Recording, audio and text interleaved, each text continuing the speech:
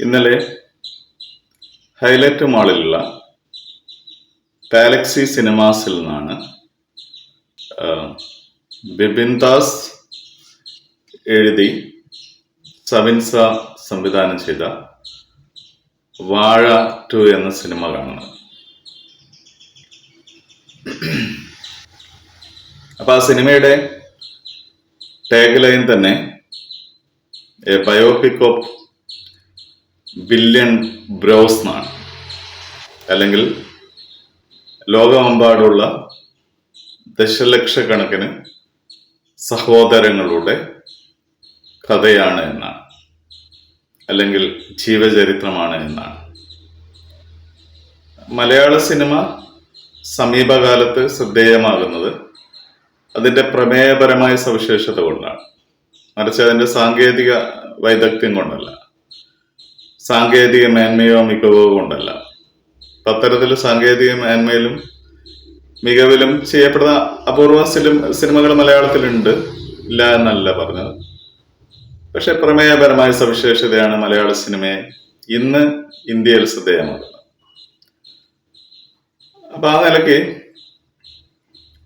ഞാൻ സംവിധായകനെ കുറിച്ചല്ല, വിപിൻ ദാസ് പൊതുവെ സ്വീകരിക്കുന്ന ഒരു രീതി സോഷ്യോ പൊളിറ്റിക്കൽ സറ്റയറുകളെ ഉൽപ്പാദിപ്പിക്കാനല്ല. അപ്പം വാഴ 2 എന്ന തിരക്കഥയിലും വിപിൻ ദാസ് ചെയ്തത് സോഷ്യോ പൊളിറ്റിക്കൽ സറ്റയർ എന്ന രൂപത്തിൽ നമുക്ക് കാണാവുന്നതാണ്. കേരളത്തിലെ കൗമാര യുവത്വം നേരിടുന്ന ചില സവിശേഷ പ്രശ്നങ്ങളെ ഉപജീവിച്ചുകൊണ്ട് ആണ് വാഴ 2 നിർമ്മിച്ചത്. പ്രത്യേകിച്ച് കൗമാരക്കാരുടെ ചില പ്രശ്നങ്ങളെ, സ്കൂൾ വിദ്യാഭ്യാസ കാലത്ത് കൗമാരക്കാർ നേരിടുന്ന ചില പ്രശ്നങ്ങളെയാണ് വിപിൻ ദാസ് ഈ സിനിമയെ പ്രമേയപരമായിട്ട് അവതരിപ്പിക്കാൻ എടുത്തിട്ടുള്ളത്. ഒരുപക്ഷെ ഇന്ത്യയിലെ അങ്ങോളം ഇങ്ങോട്ടുള്ള യുവത്വങ്ങൾക്ക് അല്ലെ കൗമാരക്കാർക്ക് തങ്ങളെ ജീവിതവുമായിട്ട് ബന്ധിപ്പിക്കാൻ ഈ സിനിമയെ പ്രമേയപരമായിട്ട് കഴിയുന്നുണ്ടാവും. പക്ഷെ ഞാൻ പറയുന്നത്, ഒരു മലയാളിയുടെ സാഹോദര്യത്തെ, മലയാളികൾക്കിടയിലുള്ള സാഹോദര്യത്തെ പ്രഘോഷിപ്പിച്ച സിനിമയാണ് വാഴ 2 എന്നുള്ളതാണ്. ഇപ്പം വിദേശ രാജ്യത്ത് പോലും നാട്ടിലെവിടെയാണ് എന്ന് ഒരു മലയാളി വേറൊരു മലയാളിയെ കാണുമ്പോൾ ചോദിക്കുന്ന ആ ചോദ്യം മുതൽ തുടങ്ങുന്നുണ്ട് മലയാളി സഹോദര്യത്തിന്റെ കഥ എന്നുള്ളത്. അവൻ എൻ്റെ സ്വന്തമാണ് എന്ന് നാം അറിഞ്ഞോ അറിയാതെയോ തീരുമാനിക്കുന്ന അവസരമാണ് നാട്ടിലെവിടെയാണ് എന്ന ഒരു ചോദ്യം ഉണ്ടാകും. കേരളത്തിലുണ്ടായ പല ദുരന്ത മുഖങ്ങളിലും ആഗോള മലയാളി ഹസ്തങ്ങൾ സഹായവുമായി എത്തിയത് ആ സഹോദര്യത്തിന്റെ അടിസ്ഥാനത്തിലാണ്. അത് മലയാളിക്കുള്ള സവിശേഷമായ ഒരു സഹജബോധങ്ങളിലൊന്നാണ് എന്നാണ് എനിക്ക് തോന്നിയിട്ടുള്ളത്. ഞാൻ മൈസൂർ സർവകലാശാലയിൽ ബിരുദാനന്തര ബിരുദത്തിന് പഠിക്കുന്ന കാലത്ത് കേരളത്തിൽ നിന്ന് വന്ന ഒരു സ്കൂൾ വിദ്യാർത്ഥികളുടെ വിനോദയാത്രാ സംഘം മൈസൂരിന് അടുത്ത് വെച്ച് അപകടത്തിൽപ്പെടുകയും കുട്ടികളും അധ്യാപകരും മരണമടയുകയും ചെയ്ത ഒരു കേസുണ്ടായിരുന്നു. അപ്പൊ അന്ന് ഈ വാഹന അപകടത്തിൽപ്പെട്ട സമയത്ത് സഹായിക്കാൻ ആരും തന്നെ ഉണ്ടായിരുന്നില്ല, പ്രദേശവാസികൾ ആരും തന്നെ ഉണ്ടായിരുന്നില്ല. പിറകെ വന്ന മലയാളി വാഹനങ്ങളാണ് അവരെ സഹായിക്കുന്നത്, ആശുപത്രിയിൽ എത്തിക്കുന്നത്. അപ്പൊ ഞങ്ങളുടെ സർവകലാശാലയിൽ അടുത്തുള്ള BMH ഹോസ്പിറ്റൽ എന്നുള്ള ഹോസ്പിറ്റലിലാണ് അവര് ഉണ്ടായിരുന്നത്. ഞങ്ങളെന്നും കുട്ടികളായതുകൊണ്ട് ഞങ്ങളെന്നും വൈകിട്ട് അവരെ സന്ദർശിക്കാറുണ്ടായിരുന്നു. അപ്പം ഞങ്ങൾ പോകുന്ന സമയത്ത് ഫ്രൂട്ട്സുകളും മറ്റും വാങ്ങിയിട്ടാണ് ഞങ്ങൾ അവരെ പോയി കാണാറുണ്ടായിരുന്നത്, അവരോട് സംസാരിക്കാറുണ്ടായിരുന്നു.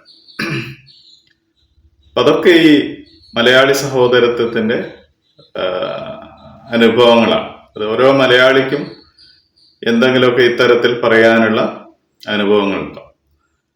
അപ്പൊ അതുകൊണ്ട് തന്നെ മലയാളി സഹോദരത്തെ കൊണ്ടാടിയ സിനിമ എന്ന നിലയ്ക്ക് അതിന് പ്രമേയപരമായി ഒരു ഗൃഹാതുരത്വപരമായിട്ടുള്ള ഒരു സവിശേഷത ലോകത്തുള്ള മലയാളി ഏതും ഈ സിനിമ കാണുമ്പോൾ ഉണ്ടാവുമെന്നാണ് ഞാൻ പ്രതീക്ഷിക്കുന്നത്. അതുകൊണ്ട് അതാണ് ആ സിനിമയുടെ വിജയം എന്ന് പറയുന്നത്.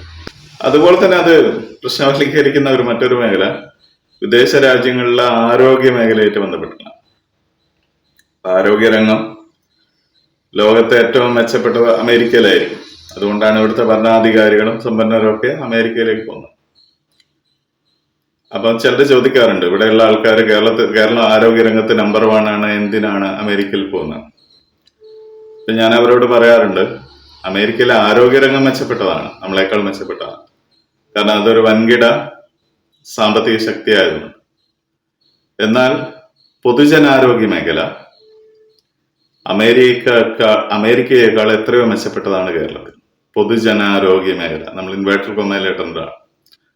അപ്പൊ ഇവിടെ പൊതുജനങ്ങൾക്ക് കിട്ടുന്ന ആരോഗ്യ സേവനത്തിന്റെ 10% പോലും അമേരിക്കയിലെ പൊതുജനത്തിന് സൗജന്യമായി ലഭിക്കുന്നില്ല. നേരെ മറിച്ച് ഇൻഷുറൻസ് ഒക്കെ ഉണ്ടെങ്കിൽ മാത്രമേ അവർക്ക് മെച്ചപ്പെട്ട ആരോഗ്യ സേവനങ്ങൾ ലഭിക്കുന്നുള്ളൂ. അപ്പൊ അത് മനോഹരമായിട്ട് വിപിൻ ദാസ് ഈ സിനിമയിൽ പ്രശ്നവൽക്കരിക്കുന്നുണ്ട്. എത്ര മലയാളികൾക്ക് അത് മനസ്സിലായി, അല്ലെ അതിന്റെ രാഷ്ട്രീയം, അതിന്റെ യുക്തിഭദ്രത എത്ര മലയാളികൾക്ക് മനസ്സിലായി എന്ന് എനിക്കറിയില്ല. പക്ഷെ ആ സിനിമ മനോഹരമായിട്ട് വിപിൻ ദാസ് അത് പറയാൻ ശ്രമിച്ചിട്ടുണ്ട്. സത്യവുമാണ്. ഒരുപാട് വിദേശ മലയാളികളുടെ അനുഭവങ്ങൾ, ജീവിതാനുഭവങ്ങൾ നമ്മൾ കേട്ട സത്യങ്ങളിലൊന്നാണ്. അത് മനോഹരമായി ഈ സിനിമയിൽ ഉൾച്ചേർത്തിട്ടുണ്ട്. അങ്ങനെ കൊളാഷ് ചെയ്ത ഒരുപാട് സാധനങ്ങൾ, മുഹൂർത്തങ്ങൾ ഇതിലുണ്ട്. എല്ലാ വിഷുവിനും പടക്കം പൊട്ടിച്ച് ഓടുന്ന വീഴുന്ന ഒരു ചേട്ടന്റെ വീഡിയോ നമ്മളെല്ലാ മലയാളികളുടെയും ഗൃഹാതുരത്വത്തിന്റെ ഒന്നാണ്. ആ ഇതുപോലും ഈ സിനിമയിൽ എന്ത് ചെയ്തിട്ടുണ്ട്, മനോഹരമായിട്ട് പേസ്റ്റ് ചെയ്തിട്ടുണ്ട്. അപ്പൊ ആ നിലയ്ക്ക് മലയാളി ഗൃഹാതുരത്വം ഉണർത്താൻ ഈ സിനിമയ്ക്ക് കഴിഞ്ഞിട്ടുണ്ട്. ആ സിനിമയുടെ മറ്റു സാങ്കേതിക വശങ്ങളെ കുറിച്ചൊന്നും നമുക്ക് അധികം സംസാരിക്കേണ്ട കാര്യമില്ല. സിനിമയുടെ പ്രമേയം മാത്രമാണ് ഞാനിവിടെ പറഞ്ഞിട്ടുള്ളത്. ആ പ്രമേയത്തിൽ സ്വീകരിച്ചിട്ടുള്ള യുക്തികളും ആ യുക്തികളുടെ യുക്തിഭദ്രതയും ഒക്കെയാണ് ഞാനിവിടെ പറഞ്ഞിട്ടുള്ളത്. പൂർണ്ണമായും പുതുമുഖങ്ങൾ അണിനിരക്കുന്ന സിനിമ എന്ന നിലയ്ക്ക് ആ സിനിമയ്ക്ക് ഒരു പരിധി വരെ വിജയിക്കാൻ കഴിഞ്ഞിട്ടുണ്ട് എന്ന് കൂടി പറയാൻ കഴിയും.